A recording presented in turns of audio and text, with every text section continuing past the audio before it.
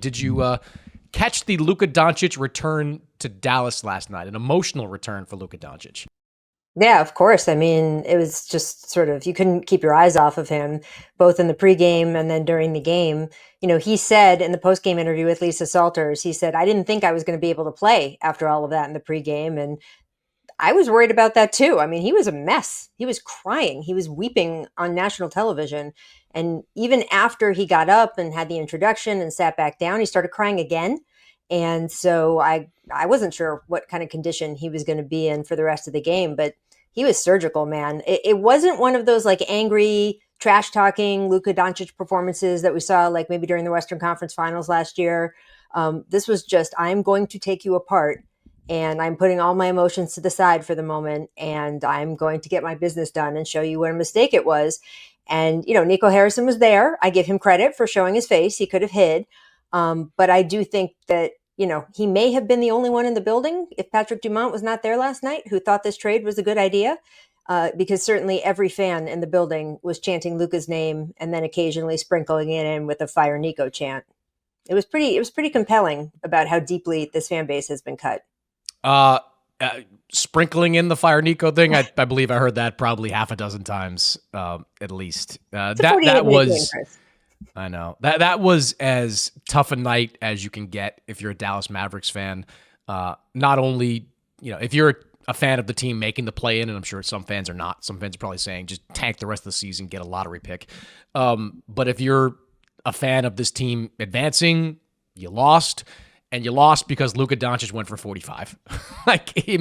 You watch this guy play, and yes, we can all acknowledge he's never going to have the physique of a Dwight Howard or the eating habits of Tom Brady. But the guy knows what to do with a basketball. It's just that simple. And even in whatever condition Nico Harrison and Patrick Dumont think that he's in, he's still lighting up every team that he goes up against. We're going to talk about the Thunder, but I was at those two games in Oklahoma City over this week, and beyond him getting tossed in Game 4 of the second game, or the fourth quarter, I should say, of the second game, he was outstanding. He carved the Thunder up on Sunday, and then was in the process of doing that before he got tossed on Tuesday. Then he goes back to Dallas, and an emotional night, the second night of a back-to-back, and he just lights them up for 45 points. We're going to do this a lot, but it just makes you wonder more and more what the Mavericks are thinking. How can this be real? How could you have forked over a generational talent for effectively Anthony Davis in a first-round pick? How could you possibly have done that? And I think somebody in the Dallas media or one of the media members there brought up the curse of the Bambino with Jason Kidd. As a Bostonian, you can't go there yet, right? You got to have 100 years of futility before you. Babe Ruth was long dead and the curse was still being talked about, decades later. So you have to have a lot of failures in the next 50 years. But look, this was their opportunity to build a winner around a generational great for the next 15 years, and they decided not to do it. And now they're left with a team that maybe, cross your fingers, could be good over the next couple of years, most likely not championship level good. And you're going to watch Luka tear it up for the Lakers. It just reinforced the craziness of all this. It was just nuts that they make a deal of that type. No, I mean, it's crazy. And the economic losses they've had since then, with season tickets being returned and sponsors dropping them. I mean, that surprised me that sponsors dropped them in the middle of the season, but apparently a significant number of them did. So they've taken financial hits all over the board. And then I just felt like also watching Luka, sobbing on national television, which I'm sure is not his preference. It also just seemed mean. This is a kid who gave everything to you. Trae Young tweeted, who will always be tied to Luka, he was never going to leave, which I thought was interesting for Trae to put that into the national conversation. And for them to just basically say, you're not good enough for us, and send him away in a very public and embarrassing way, and not even get a lot back for him, which also sort of speaks to what they think you're worth. It just felt mean. It felt mean all the way around. It felt mean to the fans. It felt mean to Luka. You made the guy cry on national TV. And, that's obviously not the larger takeaway. The larger takeaway is this will be devastating for Dallas for years to come. And Luka will be just fine. He's got a lot of money. He's going to win championships. His life is great. He's in Los Angeles. I'm not saying I feel pity for him, but something can still be mean. And it just felt irresponsible and stupid and now also mean. And it just, the kids crying in the stands, it just felt mean that they pulled off this trade. He is going to win championships in LA. Yes. I don't know if he'll do it with LeBron James, the teammate. The jury's out on that, and the window is pretty small. But the Lakers are going to find a way to build a winner around Luka Doncic. They're the Lakers. They're going to get guys. Like, they got Luka. Like, they're going to be able to sign guys as free agents. Luka is an appealing player to play with. I mean, he helped, revive Kyrie Irving. If you are a, rim running, high leaping big man, you want to play there. You want to play there because you're going to average a double-double, like Derek Lively basically did. He's got Jackson Hayes in limited minutes, putting up the kind of points and production that he hasn't before. I mean, they're going to win a championship at some point. And, Mavericks fans are going to have to eat that for the next decade. It's wild. I don't know. I mean, look, I don't want to get too knee-jerk, but I don't know how Nico, survives this. I don't know how. I think Nico's a nice guy. I think he actually is a smart guy.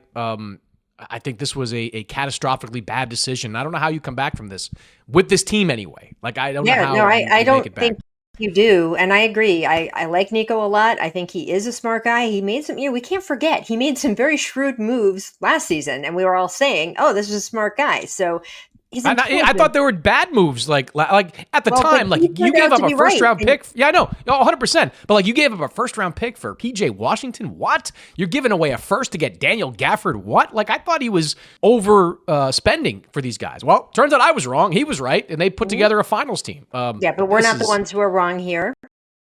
And, I know Patrick Dumont signed off on this trade, so I don't know what the logistics or mental gymnastics that Patrick Dumont has to do about does he fire Nico this summer, because the trade was obviously just catastrophically bad.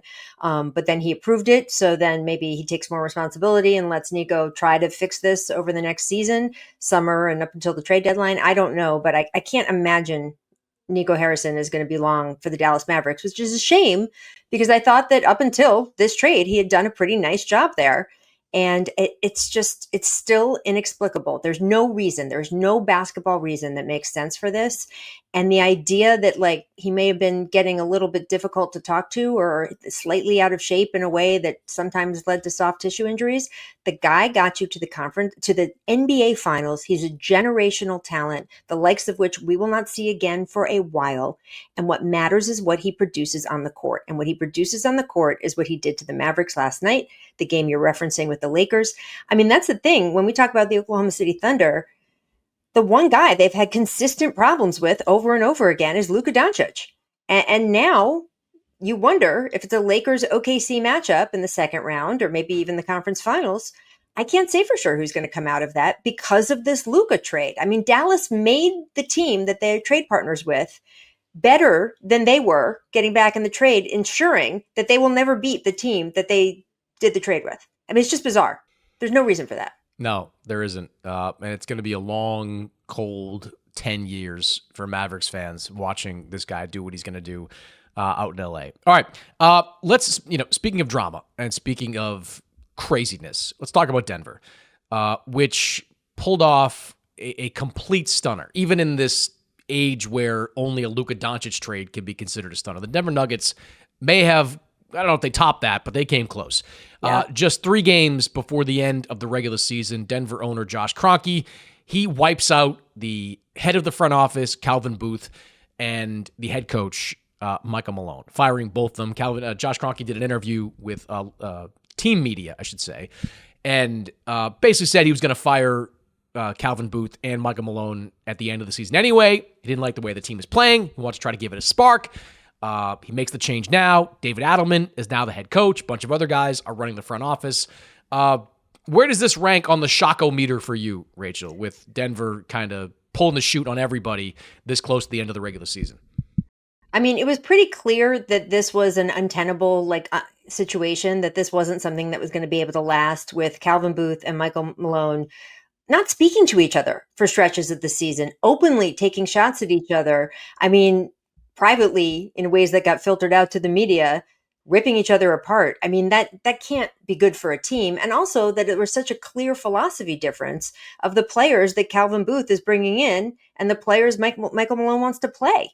I mean, you can't have that. And it's led to, frankly, in my opinion, malpractice by the Denver Nuggets for the past, 2 years or whatever it's been, year and 8 months or whatever, since they won the title. Not necessarily that they let the guys go who they let go, because Bruce Brown, they had no choice there. I mean, they could only offer him a third of what the team he went to offered him. KCP, I have a little bit more of an issue with because of his defensive presence and leadership. And they could have brought him back if they had paid. Like, that was a matter of not being willing to put up the cash. Wait. And so this kind of gets to my point of Calvin Booth is making decisions in the way that I assumed came from the Kroenke family, because the Kroenke family, the ownership, has shown over and over and over again, they don't consider making a huge financial investment in this team worthwhile, whether it's in the front office where they didn't keep Tim Connolly, whether it's players that they decided to let walk away over money, things like that. So I had always assumed Calvin Booth is doing the strategy that the owners want, that they want him to put a lot of stock in draft picks, try to develop young players. Young players are cheaper, and that Michael Malone might end up being the odd man out. But I just think the whole thing, everyone was behaving in a way, from the reports that have come out in the last 24 hours, in a way that just wasn't very adult. And that, we all know that Michael Malone can be pretty abrasive. He is a hard-nosed, old-school coach. And I think you and I embrace that. And we want the days of the old-school coach back. And I think a lot of fans do too, by the way. But there's only so many nights you can hear over a 10-year period, if you're a player, that you stink. And there's many, many times that Michael Malone has walked into that locker room or publicly on the media podium said, these guys stunk at this. They can't do this. Why can't they do this? And I think that from what we're hearing out of that locker room, more on people too, maybe they want to see just what Adelman can do over this stretch to see if he's really the guy that they want to bring in next season. That certainly seems to be what's going on in Memphis. So I understand all the ingredients that got us here, but to let a head coach go 3 games before the playoffs, to say it's unprecedented is an understatement. I mean, the latest firing into the season in almost 50 years is what the research said. And even that was a little bit of a resignation. So I was shocked, floored when I heard this cross the wire, as we used to say. Yeah, I've talked to multiple people inside the organization, and they all use similar language when describing the dynamic between Calvin Booth and Michael Malone.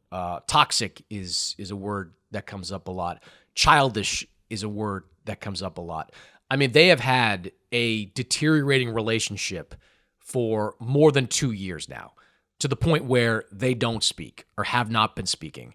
And they are not on the same page when it comes to who should be playing. Like, if you're looking for a pop culture reference, it's in a way Billy Beane and Art Howe with Moneyball, where Billy Beane was kind of saying, look, you're going to play the guys that I want you to play, and I'm going to trade away the guys or designate for assignment the guys that you won't. Now, that doesn't really work in the NBA with guaranteed contracts and how difficult trades are, but I mean, Calvin Booth tried to force, his, player philosophy on the coach, and Michael Malone bristled at it every step of the way. I mean, Mike does not like coaching young players. Not to say he can't develop them. He's done that, right? Like Jamal Murray developed. Nikola Jokic developed. He developed. Yeah. These were all young players that were groomed to be great players by Michael Malone. But when they get to a certain level, like Michael Malone really isn't interested in playing Peyton Watson extended minutes opposite him. And some of the other guys they've got 3 or 4, ex first round picks or quality guys that Calvin Booth liked, and Michael Malone just didn't. And that created a lot of tension within that organization, a palpable tension within the organization. And it seems crazy for Josh Kroenke to fire both these guys this late, but Josh Kroenke's a pretty hands-on guy, right? Like Josh Kroenke's around this team a lot. And I'm sure it was, visible to him. Like when your GM is not talking to your coach, and you couple that with the fact they have stunk since the All-Star break.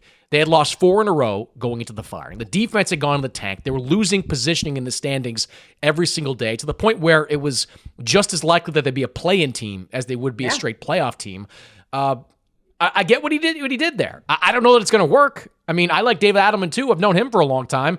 I think he's a future head coach either in Denver or somewhere, but the idea that just, again, it sounds bad, but like rearranging the deck chairs on the Titanic is not going to change things all that much. I just think Josh Kroenke believed that he didn't have any other choice, that this team was like, one level away from sinking, to continue with the Titanic metaphor. Like that this team was just going down, and the only thing he could do was kind of hit that break glass in case of emergency button, let everybody go, and see if a young coach who obviously is well liked in that locker room can make any kind of difference. Yeah, I mean, I don't know whether part of it was preemptive. He's come out since and said he was going to get rid of both of them in the offseason. That sparked in my head, maybe he wanted to make sure Michael Malone didn't make a run with this team. That if this team somehow, because Jokic is so great, has a strong through the second round performance, and they get to 7 games and they give it all they have, and they just can't quite beat who becomes the eventual Western Conference representative in the finals, it's harder to fire Michael Malone. And so part of me feels like this was a little bit preemptive of, we're not going to give him any more platform when right now things look pretty bad, and then we'll look better getting rid of him than if they have a somewhat successful playoff run. I don't know. It's a little conspiracy theory corner, but it did cross my mind when I heard him say that they were going to get rid of him anyway in the summer. The problem with all of this, I don't think it's as much rearranging deck chairs on the Titanic, because I do think that this, you and I both said it, that this relationship couldn't stand. Like, it was breaking the franchise apart, that they had all these problems. So it did need to get fixed. But the biggest problem is that Jamal Murray is not playing. The biggest problem is your number 2 guy, who makes everything else work, is out again with an injury. And if he can come back for the playoffs, and they're not sure if he can come back right at the start and be the guy that we saw in the second half of the season, this team is going to turn around and do a lot better no matter who's coaching them. And when he's out, and because he's out, and if he's out for a long stretch, they will not do well. I mean, that is really the biggest factor. I'm not saying that the coach-GM relationship wasn't also important to fix, but the biggest thing is Jamal Murray is not playing. I mean, that's really what's been determining a lot of what's going on with this team. Yeah, and part of the reasons for their struggles in the last couple of months, I mean, Jokic has been out too. He missed 5 games. They went 2-3 in those games. So when you lose your best player, when a guy like Jamal Murray goes out, like, there are struggles. I mean, I do think that you look at, like, Russell Westbrook's become kind of a big example of reasons for why there were some problems. Like, Michael Malone trusts Russell Westbrook more than he trusts Jalen Pickett, right? Like, this is the fact. Like, Russell Westbrook, for all of his warts, had been around for a long time, made deep playoff runs, done things that some of these other young guys have not done. Mm-hmm. You can live by Westbrook and die by Westbrook. That happens. But I think Malone was much more comfortable playing him than, it wasn't going to change that philosophy, not for Jalen Pickett and not for anybody. Yeah. I mean, it's not that they made the change, right? That the change was not surprising. To Josh Kroenke's point, the change was coming no matter what. It's just that they decided things were so toxic right now that with 3 games left in the regular season, they had to shake things up. I don't know who they're going to hire this summer. Josh said there's going to be a national search for that job. I would assume that whoever interviews for that job is going to wonder, like, what does Nikola Jokic want? Like, is Nikola Jokic all the way in? Because, look, Jokic is a loyal guy, seems like a very low-maintenance guy, but he's not stupid. Like, he's looked at this team over the last couple of years, and he has seen the roster erosion. He has seen Bruce Brown and Jeff Green go, seen Kentavious Caldwell-Pope go. Maybe he sees something in these young guys and sees them being able to step up in the next 2 or 3 years to, help him win a championship. But this team leans on its starting lineup and its superstar more than any team in the NBA, or at least top-tier team in the NBA. Like, when they get to the playoffs, maybe David Adelman will mix things up, but I looked at this team going to the playoffs as having like a 6-man rotation, like maybe 7. Like, they were going to lean heavy on their starters, like 40 minutes a game on their starters in the postseason. Is Nikola Jokic all in for that? And I think that's a realistic question. Like, I certainly wouldn't trade Nikola Jokic, not unless I absolutely positively had to. He's 30. And he's the kind of guy that could probably play like this till he's 40. He's got a game that looks like it's going to age pretty well. But I think he's the best player in the world. He might not win MVP this year, but he is the best player in the world. And I don't know anyone who doesn't think that in basketball circles. No, I agree. He's not going to win MVP. We'll do that next week, but he's not going. He's going to come in runner-up. We all know that. But I think Josh Kroenke, who apparently told Jokic early on this, brought him into the circle before he told everybody else, which was smart. There's going to have to be a conversation there. Because no GM is going to take this job if on day one, Nikola Jokic goes, you know what? I don't want to play here anymore. I want to be traded. I mean, this is where it gets back to my opinion that this has been malpractice around him since they won the title. It really is at the owner's feet that I'm delivering that accusation. It's because they are not willing to overinvest the way the Celtics were on a championship team. And by the way, it's not spending money just to spend money. We've seen in Phoenix, just spending endless amounts of money doesn't work. But spending money on the right pieces and being willing while you are riding a run of a championship team with the best player on earth and not throwing all of your money into that when you are a billionaire. Just it's a disservice to the game, frankly. Like being the ownership that is the steward of Nikola Jokic, he deserves better. Those fans deserve better. And the idea that he's on a cost-cutting team that is never going to put as complete a roster around him as the Celtics, as we will see the Lakers do, et cetera, it's just a great shame because this is a guy who could win multiple titles.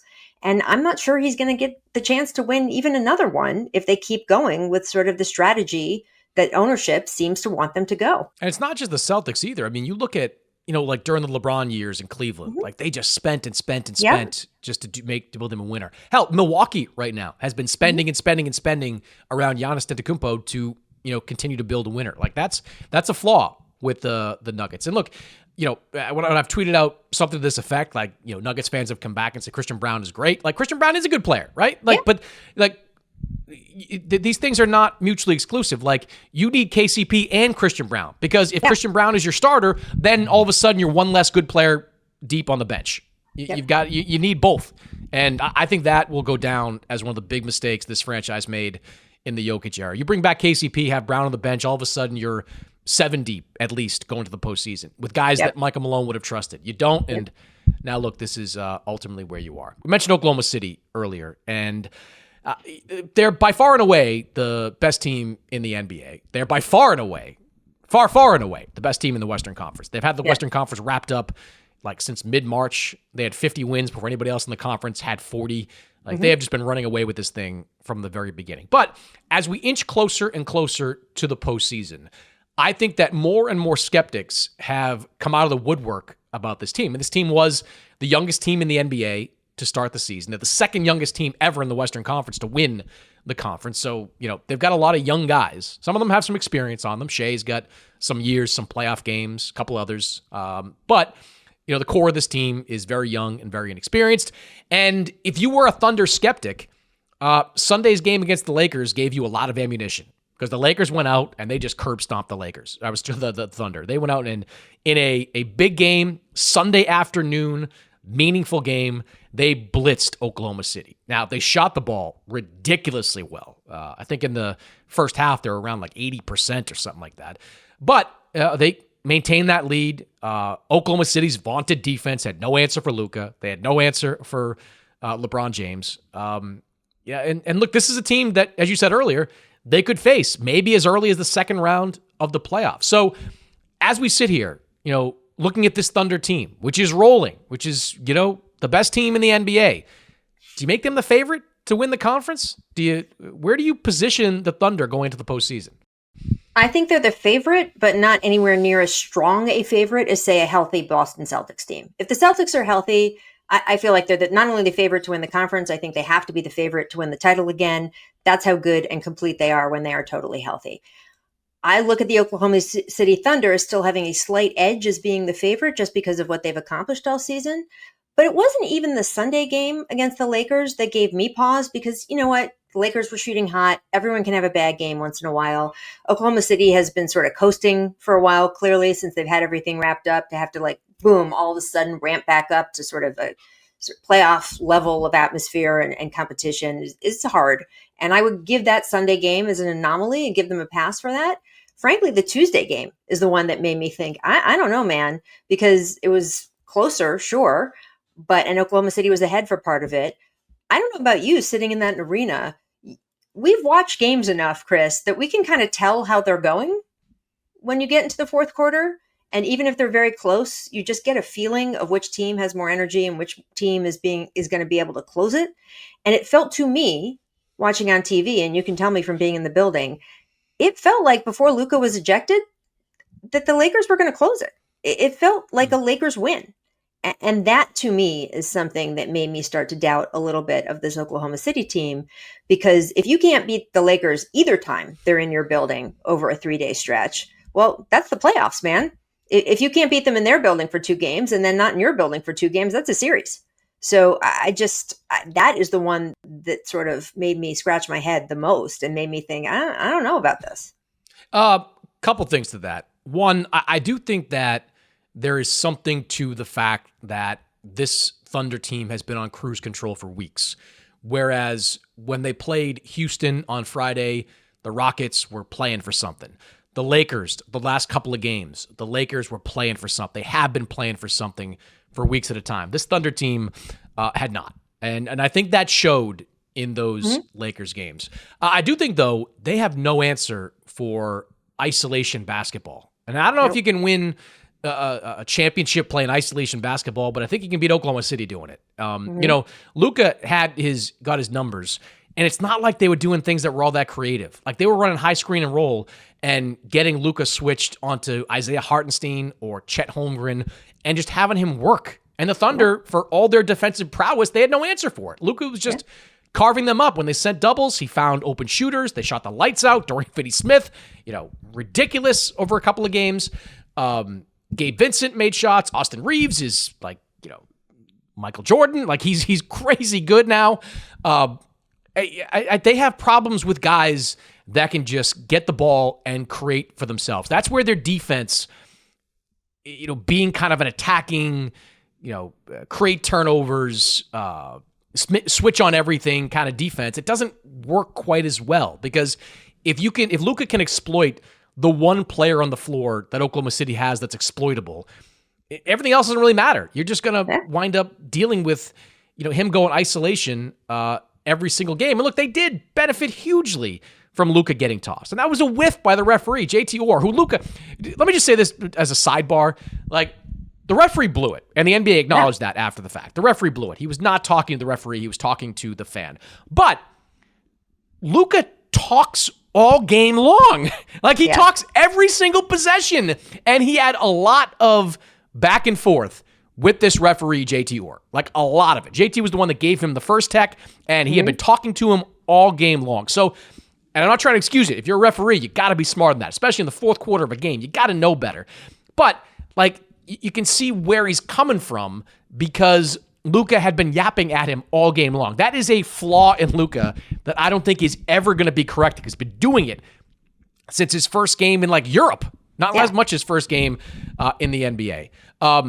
But he's a problem for Oklahoma City. And if they wind up playing the Lakers in the conference semifinals and the conference finals, I don't know which way that series goes. I mean, that may not be applicable to other teams, because other teams I don't think have the two just alpha stars like Luka and LeBron. Like Denver's got Jokic, I don't even know who else would be. I guess the Clippers have Kawhi and Harden, but that's not quite the same thing.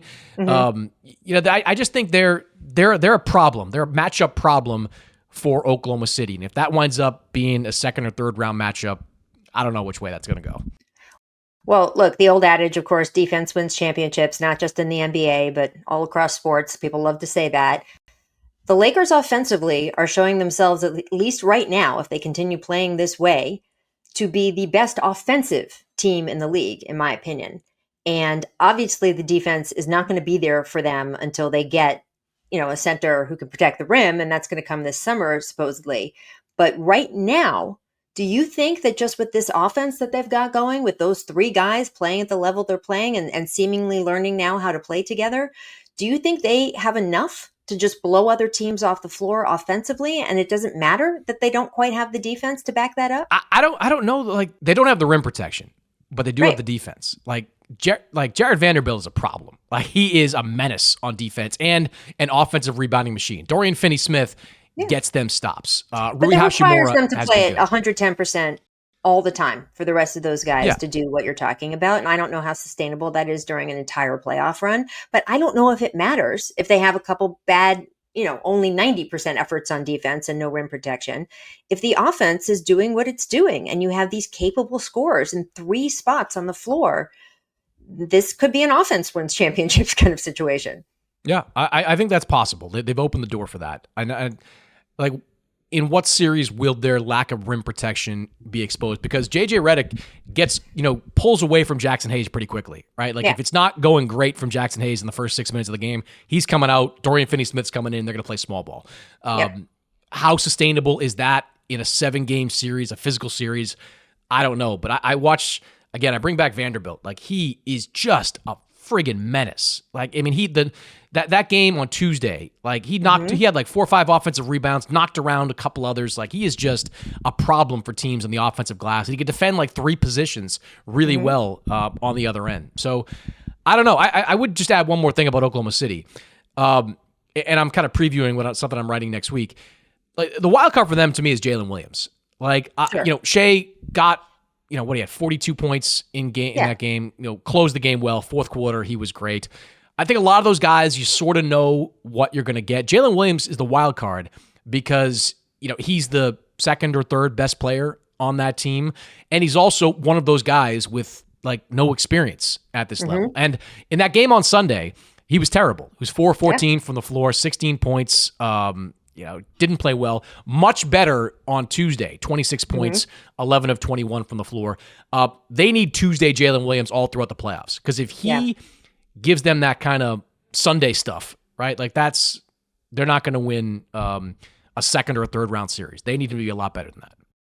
No, couldn't agree more. I mean, that's a huge, that is the X factor for them. I mean, we know what they are in every other aspect on the floor. But to me, that X factor is Jalen Williams for sure. Yeah. All right. Let's finish with Phoenix, which I believe as we record this, they're clinging to dear life, or maybe they're out. I don't know. They're out. No, I think they're eliminated. Yeah, they're eliminated. The white flag has been waved, Chris. I think it's finally happened. I don't even think they waved the white flag. I think they just had the white flag thrown at them and then, basically drilled into their chests. They have lost 8 straight games as we record this on Thursday afternoon, 2-8 in their last 10. Kevin Durant has missed the last few with an injury, but it's not like they were playing some great basketball when Durant was in the rotation. I think we're coming close to the 1-year anniversary of Matt Ishbia's famous, 26 teams would trade placed rosters with me. Yes. That is not true. No. That wasn't true then, and it is not true now. We've talked about the Suns a little bit, and I'm sure we'll talk more about them as we get deeper into the summer. But this, this is the kind of team, if you could just nuke it, you just would, right? Like, Kevin Durant, gone. Bradley Beal, if you can find someone to take him, gone. And Devin Booker, get what you can, and just start this thing over from scratch. I know it's not fun, but it works. Like, where was Houston 3 years ago? Where was Oklahoma City 3 years ago? Just look at the teams at the top of the standings. Like, they all went through this awful process. Like, the idea that Phoenix is going to trade Kevin Durant and get guys back that are going to put them in the mix, that was pie in the sky before this recent stretch, but 8 straight games and right now in 11th place. Like, I think they're tied right now with Portland. Like, Portland came into this season. They fired Scott Brooks, an assistant coach. They fired Chauncey Billups' brother. Didn't give Chauncey an extension. Like, they were doing everything but printing Cooper Flag jerseys there. And they have the same record as the Phoenix Suns, a team that had nothing really to play for, no reason to be any good, as the same record as the Phoenix Suns. I assume Matt Ishbia is going to speak sometime next week. I'm dying to know what he's going to say. Like, are you really going to double down on whatever this group is? Like, does Mike Budenholzer survive? Like, I've heard some things out there, like, and I don't want to, don't, this is not reporting. Don't aggregate this. Like, it's not, but I mean, it wouldn't surprise me if Mike Budenholzer is not the coach next year. That's sort of a vibe that I get. Look, maybe Mike doesn't want to be the coach there next year. Like, maybe you don't want to rebuild if that's the direction that they're going to go. Like, they're just a mess. They are that meme where the guy's sitting in the house and it's on fire and he's saying everything's fine. Like, that's, I I don't mean to just pigpile the Suns, but just, just lifeless game after lifeless game. It's just not fun to watch. What do you think? Yeah. I mean, look, Devin Booker was asked after they were officially eliminated, what lessons have you learned about what to do next year? He goes, not this, basically. Yeah, he goes, everything the opposite of this. He's had some interviews the last couple of games. Like, he's been like, you know what? I get it. We suck. That's it. I think there's a lot of questions over sort of where they go forward because there isn't a cohesive idea of what they're supposed to do. You said it. It's a team that doesn't have any of its draft picks because it gave them all away to acquire these players. And they would pretty much have to trade everybody to get enough draft picks back to be able to rebuild this team from scratch, which is something Matt Ishbia says he does not want to do. And I do not expect him to change his tune at the end of the season if he does give a press conference. He just said in an interview, I'm not going to do that. And it's certainly been shown in his actions that he doesn't want to do that. So I don't expect him now, 3 weeks later, to have a different opinion. I just don't know. The biggest question to me is, can they get off of Bradley Beal's contract? I don't know who else would take him, frankly, which is one of the big problems.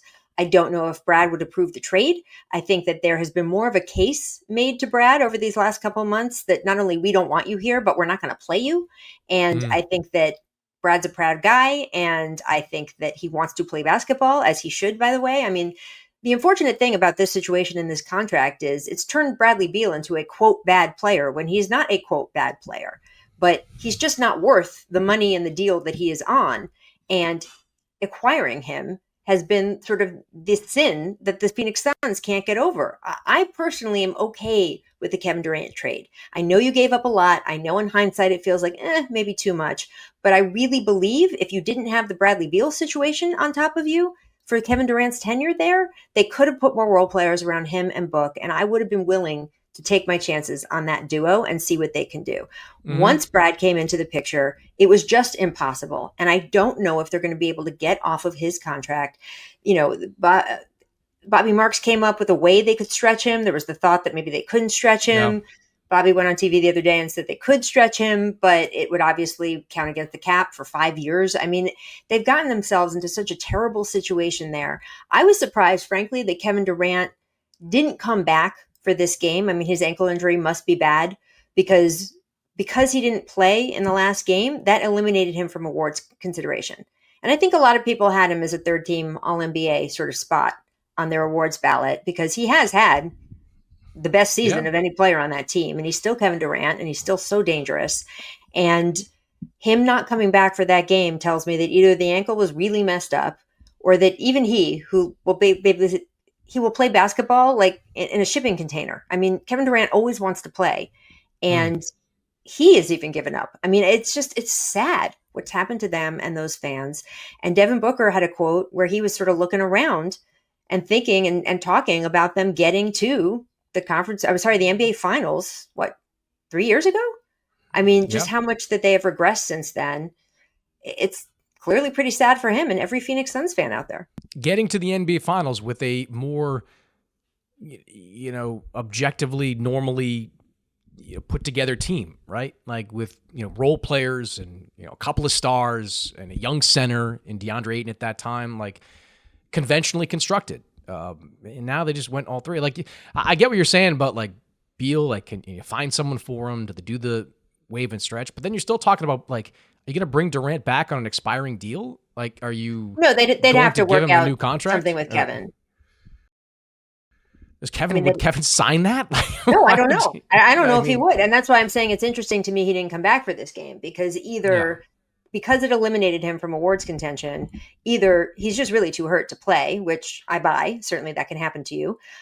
Or he has also given up to the point of where he was like, screw it. I don't even want to be associated with this team right now. And it could hurt my trade value or it could hurt, my value in signing a new contract. Well, because they're getting obliterated in some of these games. Exactly. Right? Like you go back to some of the games that Durant was playing in recently. Like, and this is again when Phoenix theoretically had something to play for when they were in the play-in mix. Like Milwaukee beats them or Minnesota beats them by 15.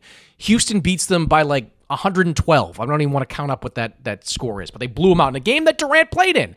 Yes. Milwaukee beats them by 10. Boston beats them by 20. New York beats them by 14. Golden State beats them by 38. That was 2 nights ago. And then Oklahoma City comes in and wins by 13 off a back-to-back. Like, I mean, seeing this team give up in the way that it has. I don't know how you can look at it and be like, you know what? Let's add something. Let's tweak around the fringes here. Let's add a piece to this puzzle. It doesn't make any sense whatsoever. What's Chris Paul's "I told you so" count right now? I don't know. He gets shipped out of Houston. Houston yeah. has to end up rebuilding. He gets shipped out of Phoenix. Phoenix is a dumpster fire. I'm just, I don't know if the Clippers is the same situation, but I'm just saying that I would imagine, and by the way, I've not talked to him about this at all, but I would imagine that Chris Paul has been watching Phoenix the last couple of seasons and being like, interesting. Well, Matt Ishbia, if he speaks after the season, which I bet he does, and what we like about him is he talks. He's an open owner. He'll answer your phone calls and he'll talk to you give his thoughts on the team. Like, you got to recognize the situation, man. Like, you come out there and say, we still got a great core. Devin Booker's the kind of guy that everyone wants to build around. Nobody's buying it. I said this before. Like, they can't. Devin Booker is too old to win a championship in Phoenix. They cannot retool this team around Devin Booker during his last prime years. Simple as that. There's no way it's going to happen. And the sooner they recognize that, the better off they'll be. Rachel, good stuff. Enjoy the euphoria of the Capitals experience as Ovechkin looks to add more goals to his. Let me know how that goes too. Let me know how many goals he winds up scoring. I will. That was probably the only hockey game I'll watch. Posted. We'll do the occasional hockey update here on the show. I like it.